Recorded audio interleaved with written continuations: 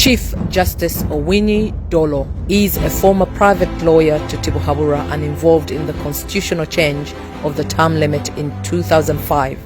Whilst in 2017, he also participated as panel judge in the infamous constitutional change of the age limit, famously known as Togikwatako, which gave Tibuhaburwa a further hand at impinging on the Ugandan people's human rights.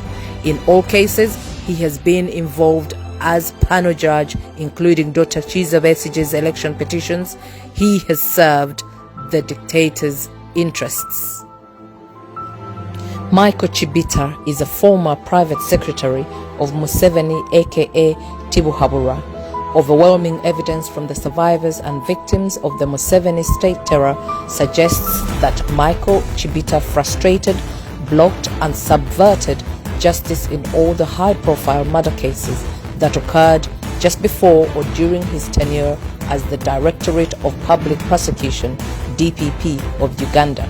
These cases include Nsenga, Afande Haji Sebagala, Magistrate Mafabi, Wilberforce Wamala and many more, including delayed justice for Masaka businessman Godfrey Katoka jury. The families of the murdered people have never received justice. Those who narrowly survived the premeditated murders continue to live in fear and are now refugees abroad. Extrajudicial kidnappings and killings of Ugandans have only worsened due to the impunity that Chibita has actively participated in. These cases are among many that have been lodged at the International Criminal Court (ICC) against Tibuhaburwa.